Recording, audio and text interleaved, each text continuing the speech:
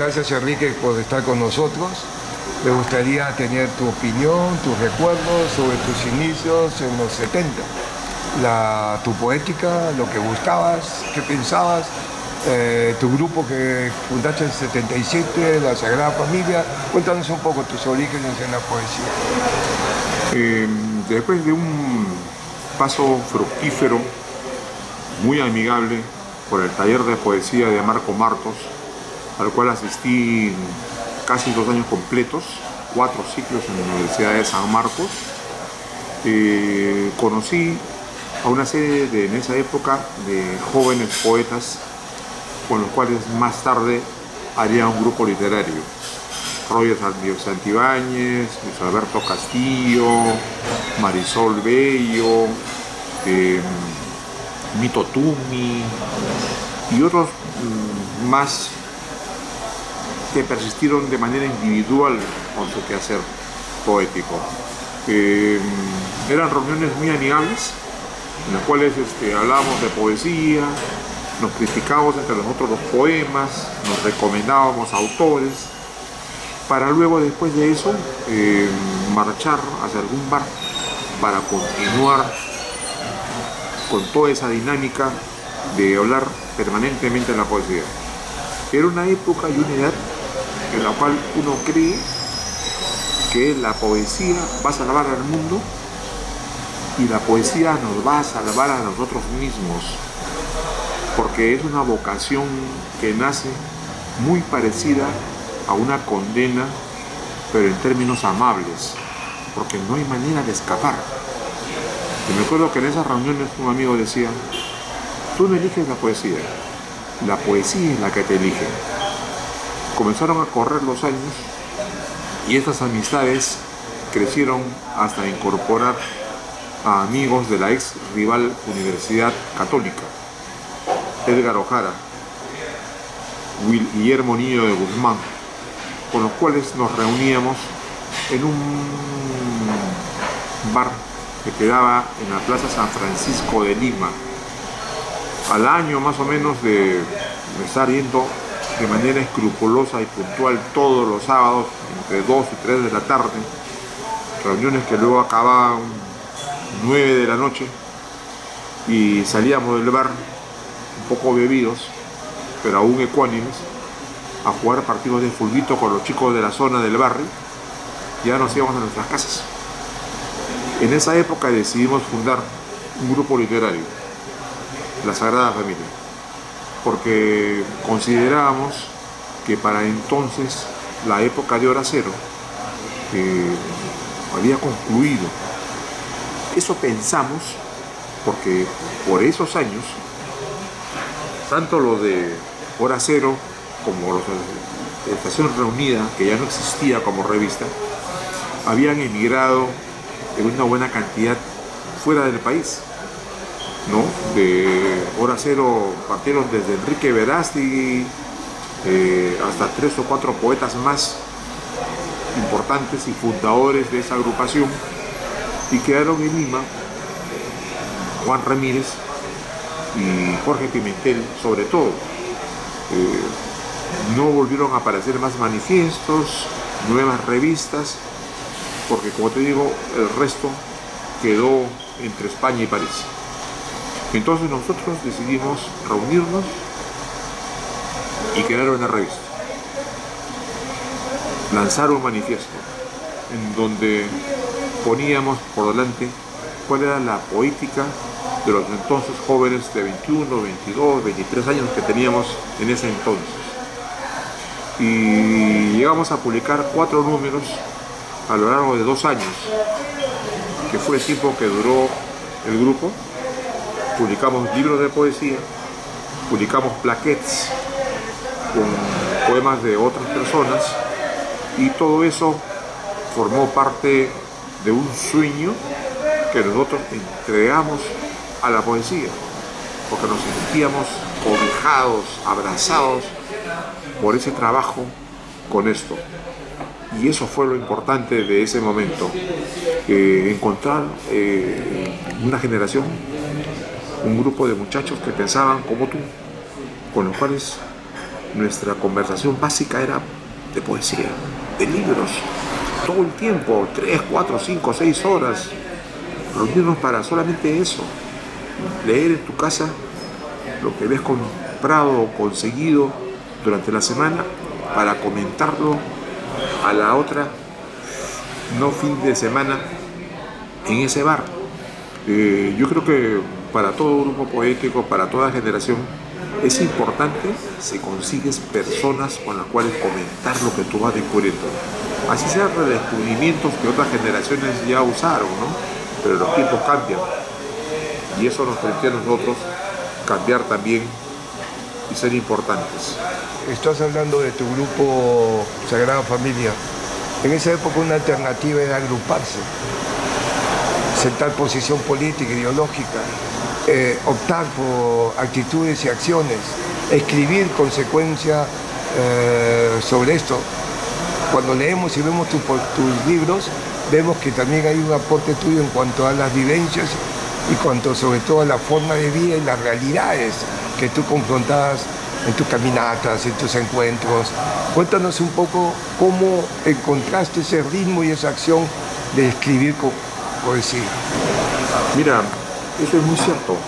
En esa época, los grandes conflictos sociales y la aparición de las ideas del socialismo nos permitieron a nosotros tener una nueva visión del mundo, una nueva utopía, una esperanza por la cual luchar como bisoños intelectuales que en esa época éramos, como poetas jóvenes estábamos siendo lanzados a la palestra de la literatura.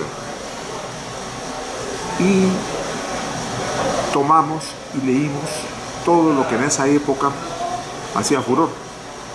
Para empezar, la generación beatnik norteamericana, que si bien comenzó en los años 50 y prosiguió parte de los años 60, los poetas nicaragüenses de la corriente exteriorista que fueron acaudillados por el poeta Ernesto Cardenal, la poesía cubana después de la revolución, sobre todo la generación de finales del 50 y del 60, y otros poetas norteamericanos que contribuyeron a que tuviéramos un lenguaje y una experiencia vital con la poesía que significaba que teníamos que poner la realidad en nuestros poemas.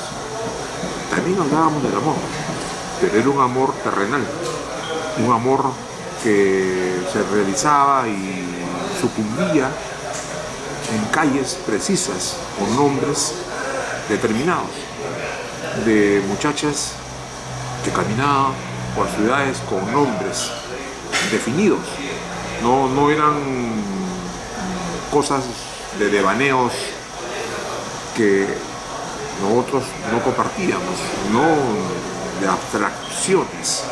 Lo nuestro era una poesía material, pero una poesía material en donde pasea la historia, pasea la política, pasea el amor, pasea la pasión, pasean todas las actividades que como seres humanos nosotros tenemos siempre en el día a día. Nunca pretendimos dejar de lado ninguna actividad que fuese humana para ponerla en nuestros poemas. Nosotros queremos que nuestra poesía debería reflejar el estado actual de lo que era el ser humano en ese momento, no solamente en el Perú, sino en el contexto mundial, porque habían muchas revueltas sociales, muchas revueltas contraculturales, ¿no?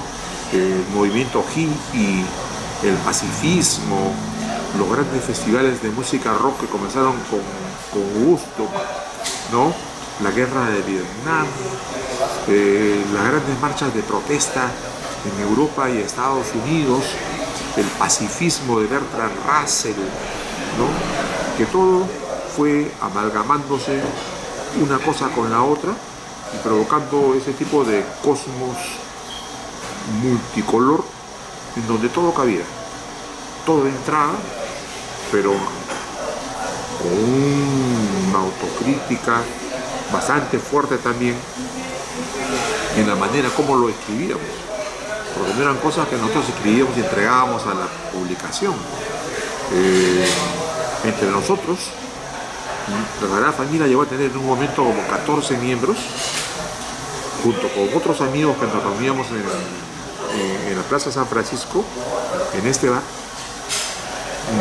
Comentábamos nuestros poemas, los leíamos y los demás pasaban a hacerte una crítica, que los demás tomábamos en consideración. No era una conversación complaciente, no, para nada. Era algo que siempre todos tenían algo que decir sobre tu poesía y tú tenías algo que hacer para poder perfilar mejor el poema, para quitarle las aristas que eran inconvenientes y mejorarlo como texto literario.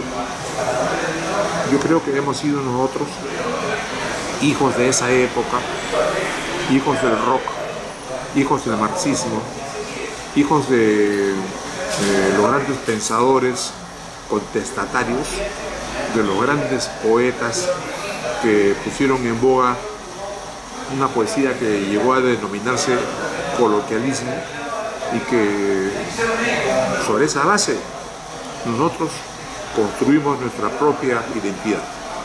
Eso fue lo importante para nosotros.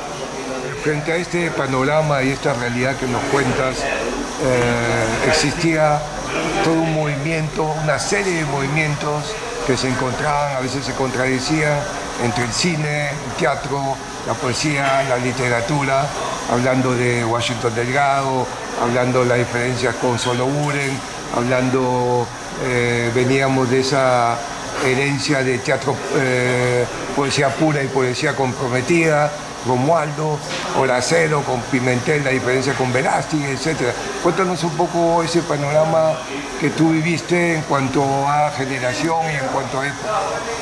Mira, eso fue definitivamente así. Nosotros aparecimos en un momento en que el arte estaba en permanente cambio. Nosotros no solamente fuimos testigos de la confrontación que hubo durante los años 50 entre poesía pura y poesía comprometida, sino que también por nuestras ganas de poder absorber toda la cultura que pudiéramos tener a mano, íbamos mucho a los cineclubs. Por ejemplo, yo recuerdo bastante un cineclub que estaba muy de moda en esa época, que era el cineclub del Ministerio de Trabajo, donde después de cada exhibición se producían amenos diálogos y debates con la gente que se quedaba a comentar la película. Y había otros locales más en donde hacíamos eso. Asistíamos a presentaciones de pintura, donde por la época también habían colectivos de una poesía distinta, como los barranquinos de Huayco, en donde tenían una prédica también referida al cambio social y al cambio de las normas con las cuales hacer arte. Había también el cambio en el teatro, el cambio de grupos como Villacani, ¿no es cierto?, Mario Delgado y Cuatro Tablas, y aún el teatro de la Universidad Católica, el TUC, que tenían artistas notables y que todos querían hacer nuevas propuestas y nuevas maneras estéticas de poder llegar a las personas. Nosotros absorbíamos eso, y eso siempre con un soundtrack de fondo que era el rock, igualmente contestatario, igualmente contracultural, y que todo eso lo amalgamamos en nuestra poesía. Con Hora Cero tuvimos el grupo que nos antecedió, que nació en el 70, porque nosotros nacemos en el 77 y nos han llegado a llamar que somos la generación del 75 de poesía. Hubo una especie de amor y no odio, pero por lo menos sí debate, polémica. Ellos habían dejado un poco de activar cuando nosotros aparecimos y reaparecieron inmediatamente después de que la Sagrada Familia publicó su primer número de su revista. Fuimos invitados por ellos a ver si lográbamos hacer un super movimiento de poesía. En esa época Juan Ramírez Ruiz, fundador de Hora Cero, que permaneció al margen de la llamada segunda etapa de Hora Cero, cuando se reacomodan y se recomponen, propuso, junto con otros poetas más, hacer un super movimiento de poesía, unir a Hora Cero, la Sagrada Familia y una serie de revistas independientes que circulaban en la época, hechas de manera muy modesta, en un offset muy primario, que no era de planchas de metal, sino una cosa que se llamaba cartoncito y que se iba a llamar La Unión Libre, ¿no? Recordando el poema de André Breton, del surrealista francés. Tuvimos varias reuniones en una casa prestada por un amigo en la avenida La Colmena, en donde estuvimos reunidos en su mejor momento, por lo menos 35 poetas jóvenes, y si no fueron 40, de los miembros de grupos, los independientes, los que editaban revistas y que queríamos sacar un nuevo manifiesto para poder salir a la palestra con ese nuevo nombre. Lamentablemente, quisieron incorporarse un grupo de artistas plásticos venidos de la pintura y de la escultura que tenían otra problemática, que quisieron incorporarla de manera un poquito brusca, digamos, a esas conversaciones, y los poetas pues ya no, pero se había costado demasiado poder reunirnos, superando viejas rencillas. Tuvimos que deponer esas reuniones, en donde pudo haber salido realmente el gran movimiento de la poesía del 70, porque todos ya estábamos hermanados. Lamentablemente nada de eso pudo avanzar y se deshizo, pero las revistas comenzaron a seguir incluso hasta los años 80, porque estas revistas se hacían con el peculio de los propios poetas, buscando medios alternativos de impresión, y podían sobrevivir. Yo creo que por la época entre el 70, en donde aparece Hora Cero, y quizás 68, 69, donde está esta revista llamada La Nueva Humanidad, donde había muy pocas, hasta comienzo de los años 80, deben haber aparecido unas 30 o 40 publicaciones distintas solamente en Lima, porque también en provincias habían publicaciones que también en esos formatos que ahora se llaman fanzines publicaban los poemas de sus integrantes. Todos nos costaban a nosotros. Nosotros los llevábamos a la imprenta, obteníamos las páginas impresas, las compaginábamos, las engrapábamos, las doblábamos y las íbamos a vender a la calle. Es por eso que duramos tanto. Pero eso en algún momento paró para que nosotros pudiéramos continuar nuestras carreras como individuos. Esa fue también la segunda parte importante de nuestras vidas. Tu proceso, todas estas realidades que ustedes confrontaron y solucionaron desde una posición demócrata, progresista, contracultural, también marcó una serie de puentes entre las generaciones. ¿Cómo consideras tú en tus lecturas puedes mencionarnos poetas peruanos o extranjeros que influenciaron o te gustaban o que tú trabajaste su poética? Mira, en el Perú, como he mencionado, el primer poeta que nos ayudó, no solamente a mí, sino a un grupo importante de mi generación, fue Marco Martos con su taller de poesía. En el taller de Marco Martos conocimos a Pablo Guevara, que también era muy próximo a los jóvenes y que también se involucró con los jóvenes. Conocimos a Paco Bendezú, que con sus locuras y su amor por el surrealismo y la poesía francesa nos podía también dar cosas con las cuales nosotros podíamos avanzar hacia dar nueva vitalidad a nuestra propia poética. Washington Delgado, que a pesar de que era un experto en poesía española de la generación del 27, que nosotros ya no queríamos porque pensábamos que la hayamos superado, era una persona que no solamente daba clases, sino que te llevaba a su casa y te prestaba libros de poesía con el riesgo de que no se los devolvieras nunca. Te exigía que te llevaras un libro. Eso ayudó a todos. En esas reuniones, Antonio Cisneros nos hizo un gran favor.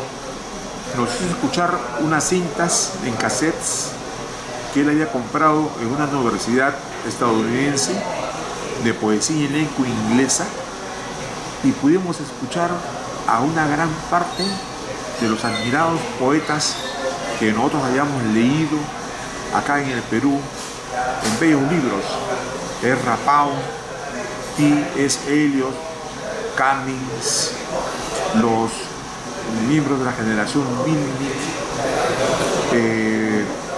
poetas como Marianne Moore y una serie de gente más, y pudimos oír la respiración de los poetas en su propia poesía, que obviamente suena distinto a las traducciones en español, porque se puede traducir el contenido, más no el ritmo, y eso siempre va a ser obra del traductor, no va a ser casi obra del autor. Eso fue importante, porque la música es un componente fundamental en el poema, y ese tipo de musicalización, esas notas, toda esa partitura que había en esa poesía, nosotros nos sirvió para que pudiéramos escribir con esa influencia musical, que es muy importante para todos, ¿no? Además, Toño nos hacía leer revistas porque prestaba muy pocos libros. Creo que hacía bien, porque algunos quizás no lo hubieran podido devolver, aunque hubiéramos siempre hecho lo posible por devolvérselos, porque lo queríamos bastante. Y leía poemas con una gran voz. Toño era un gran lector de sus poetas admirados. Robert Lowell, por ejemplo, que para él era fundamental como poeta. Y aprendimos, porque muchas de las cosas que él tenía acceso, nosotros no. Ya en las librerías de Lima no se podían conseguir ciertos libros, y a él le llegaban revistas del extranjero, y él podía leernos las traducciones en español de esos poetas, y aprendimos. Y fue muy importante también entender el apasionamiento de los poetas a través de él, cosa que fue común con todos los otros poetas que frecuentamos en esa época, que si bien en los manifiestos podíamos nosotros poder discrepar, aunque la Sagrada Familia nunca mencionó a ningún poeta con nombre y apellido para herirlo, en lo personal los apreciamos bastante, escuchábamos sus consejos e incluso íbamos a sus casas lejanas a escuchar poesía, cosa que hacía Pablo Guevara, por ejemplo, que nos llevaba a su casa en Pachacamac, que tenía 2 pisos muy altos, y desde allí se podía contemplar el mar, y él hablándonos del mar y la poesía y dándonos consejos sobre qué leer y qué no leer, cosa que él tenía muy claro, porque en su generación, la del 50, Pablo fue un adelantado, y él fue uno de los primeros que echó mano de la poesía en lengua inglesa para su propio trabajo. Fue una cosa muy importante esa época para nuestra madurez. Tú, con el tiempo avanzando, te encontraste con esa misma poesía norteamericana, contestataria, y investigaste y encontraste extraordinarios poetas mujeres. Mira, cuéntanos un poco eso. Para mí, el periodo previo a la pandemia fue algo muy importante con la aparición de una librería especializada en poesía, La Inestable, de Carlos Carnero. Ahí pude completar una serie de poetas como Ashbery, por ejemplo, como la Escuela de la Poesía de Nueva York, y sobre todo poetas en lengua inglesa que yo antes no había leído, como la poeta canadiense Anne Carson, que es una señora maravillosa que me abrió el mundo y me hizo entender que yo tenía cierta sensibilidad para poder escuchar en mi interior la manera de decir de la poesía. Yo antes ya había leído a Elizabeth Bishop, a Marianne Moore, ¿no? Pero fue el descubrimiento de Anne Carson, la canadiense, la que hizo que yo descubriera otro mundo.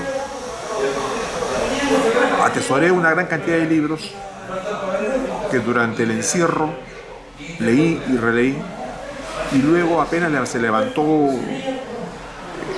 los estragos del encierro, regresé a la librería a continuar mis pesquisas. Yo, por Carlos y también por la librería Sur, a la cual también agradezco, debo tener por lo menos 40 poetas mujeres norteamericanas, inglesas, irlandesas, canadienses, con las cuales yo estoy absolutamente fascinado, que no las conocía, ¿no? Y que yo agradezco esos encuentros para haber perfilado la poesía que ahora vengo escribiendo, ¿no? Y solamente quería citar una de ellas, por ejemplo, Mary Ann Duffy, que es una poeta maravillosa que además incorpora una nueva rebelión, que es la rebelión del género.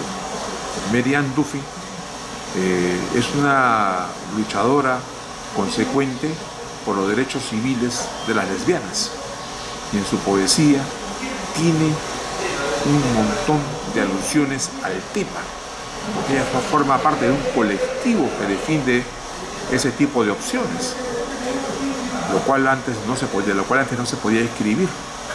Antes solamente entre los antiguos, Safo, la gran poeta Safo, era una cosa ya de una irrupción y de una ruptura total, que con pequeñas apariciones de muy esporádicas poetas de este tema no se hablaba, ¿no? Y ya ahora se puede hablar con naturalidad. Yo estoy en este momento empeñado en esas nuevas lecturas, ahora sí ya muy enfocado en lo que es la poesía en lengua inglesa. El contexto político, generacional, las influencias, los gustos, digamos, se dieron en confrontación, pero con una solidaridad y una amistad tremenda, que no se da ahora.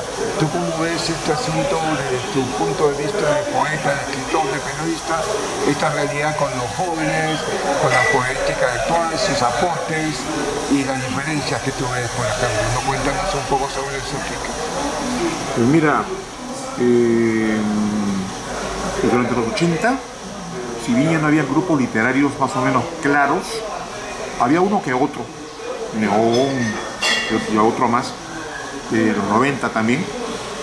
Había un grupo de poetas mujeres peruanas que acudían de manera muy regular a las tertulias en la clase de Blanca Varela, y que comenzaron a hacer una poética que es la poesía del cuerpo, en donde, siguiendo quizás el estro dejado por Marilena Cornejo y por algunos aspectos del libro Noches de Adrenalina de Carmen Ollé, hablaban sobre su sexualidad, sobre sus experiencias eróticas como mujeres. Y sin ser un grupo armado, sí conformaban parte de un grupo con diferentes poéticas, pero con un solo propósito que en ese momento las unía. Eso que se llamó la poética del cuerpo. Posteriormente cada quien de ese grupo maravilloso ha hecho su propia vida y sigue de manera individual su trabajo. Pero esto de los grupos literarios es diferente a que hayan colectivos que se reúnan para hacer revistas. Eso siempre va a haber. Eso siempre va a haber.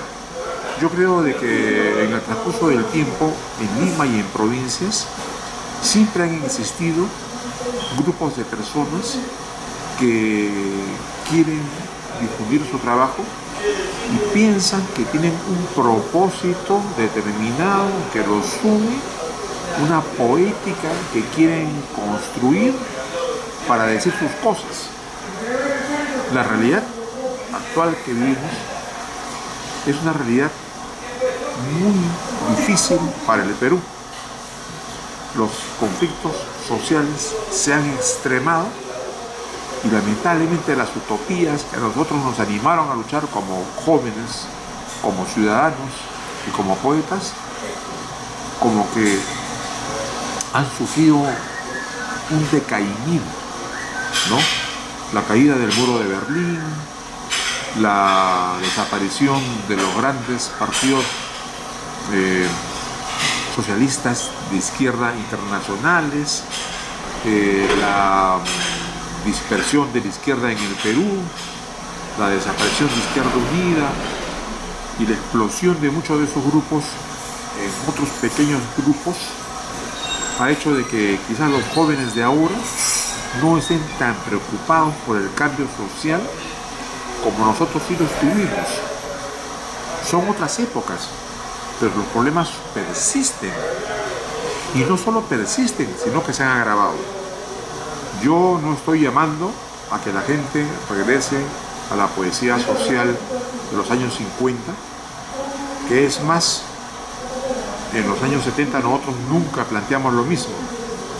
Y que es más, cuando yo conocí a Alejandro Romualdo, él tampoco en todos sus libros de manera uniforme quería poder llamar a ese tipo de poesía social que él recitaba en las plazas públicas durante las huelgas y las asambleas de sindicatos, que no lo hacían, como sí lo hizo por ejemplo Manuel Escorza, que llegó a publicar todo, ¿no? Pero de manera mucho más sutil.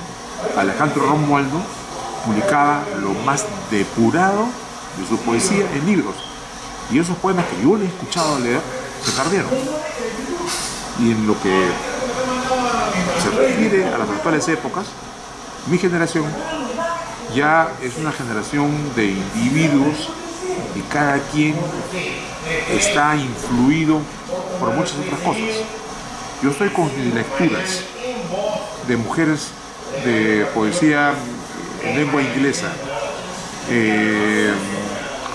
Otros poetas están con lecturas de otra naturaleza.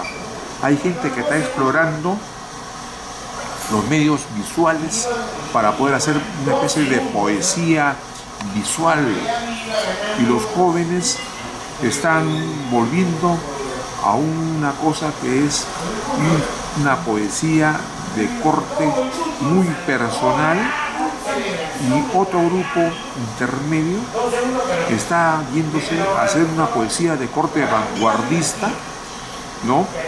Que es denominada el neobarroco, prosiguiendo la línea que dejara el cubano José Lezama Lima, que es una cosa, por cierto, una empresa muy complicada de poder proseguir. Yo no sé a dónde vamos a ir como Perú. Es un poco difícil saberlo, pero sé que hay mucha dispersión, sé que ya no hay artes poéticas que unifiquen a grandes grupos, y yo creo de que lo importante está en que todos sigamos cultivando la poesía de una manera honesta, de una manera que recoja las lecturas con un trabajo muy intensivo, porque no solamente la cosa es estar en la calle y sentir la respiración y el pálpito de la calle, sino ahora mismo la cosa está en leer mucho. Nosotros nos amanecíamos en las cantinas, pero el otro día estábamos leyendo. Siempre tuvimos que educar nuestro talento de esa manera, porque si tú solamente te dedicas a beber, vas a acabar desperdiciando tu vida. Yo no digo que no se beba, que se beba, yo los acompaño, pero también quisiera que lean. Eso es una cosa que es un principio que ha sido de ayer, de anteayer, de hoy, y que también que tiene que ser del de mañana. Escribir y leer mucho. Ese es el reto. En nuestro país, multiétnico, pluricultural, hay una predominancia de la lengua quechua, aymara, otras lenguas. ¿Cómo tú ves la poesía atravesando esos estadios, esas realidades, esos idiomas? Mira, sin olvidar que también existió una gran aldea hacia un Vallejo, ¿no? Mira, el gran proceso de mestizaje entre la literatura en lengua española y el quechua como símbolo del idioma andino, del ser andino, es obviamente Arguedas. Arguedas era como él decía, era un indio que pensaba en español, aunque también sabía quechua. Y sus novelas son escritas a partir del pensamiento de ese indio, ¿verdad?, del aborigen de la Sierra Central, sobre todo del Perú, para la literatura del mundo. Mi generación tomó como reivindicación, igual que la anterior, a las comunidades originarias desde un punto de vista político y antropológico, de rescate de una cultura maravillosa que en una época fue el fundamento íntimo de la cultura peruana. De ahí provenimos todos. Pero en lo que se refiere al tema poético, los poetas que hemos nacido en lengua española, a pesar que yo vengo de una familia de migrantes, mi abuela es bilingüe, fue bilingüe, quechua, español, nos ceñimos a la poesía en español. Cuando yo hablo de mi interés por la poesía norteamericana o inglesa, estoy hablando por los poemas obviamente traducidos. Salvo Inostroza, salvo Antonio Cisneros, de los que yo he hablado y conozco, que fueron influidos por lecturas directas en esos idiomas. Inostroza además también sabía hablar perfecto francés. Yo no conozco de otros poetas que hayan sido influidos por sus lecturas en los idiomas originarios en esos poetas norteamericanos. Por ejemplo, Mariela Dreyfus está hace muchos años viviendo en los Estados Unidos, pero ella cuando llegó a Estados Unidos ya llegó con su poética elaborada.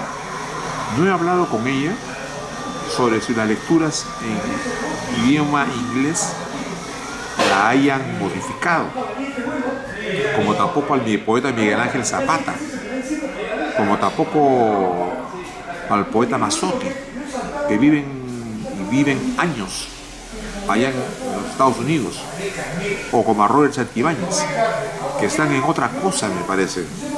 Y eso es un poco lo que sucede con la poesía en lengua originaria. En primer lugar, es una literatura fundamentalmente oral, porque son idiomas que no tienen escritura, y que si bien luego del proceso nacionalista de Juan Velasco Alvarado, que dio dignidad, cierta dignidad a ese pueblo olvidado, nacieron y crecieron muchas muestras de literatura en lenguas originarias. Creo, me parece, que con el tiempo han ido desapareciendo. Yo creo que esa literatura todavía continúa siendo un referente para la defensa social y política de las inmensas mayorías que son tratadas como si fueran minorías. Es un deber de todo intelectual, de todo poeta, de todo escritor, pelear por sus derechos civiles. Pero literariamente es un poco difícil que nos puedan incluir, es un poco difícil que podamos cruzar las avenidas de ida y vuelta, porque son dos idiomas distintos, además muy distintos, ni siquiera son de un origen latino como puede ser el portugués o el italiano. Entonces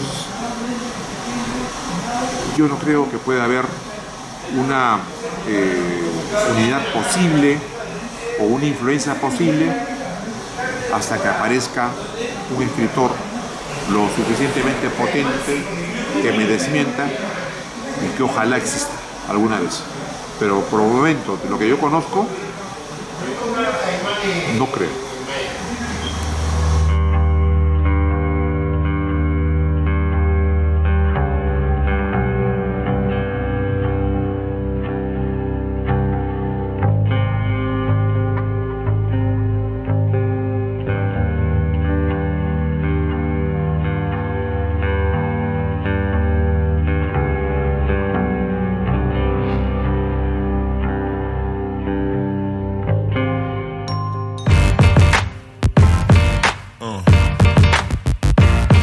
Yeah.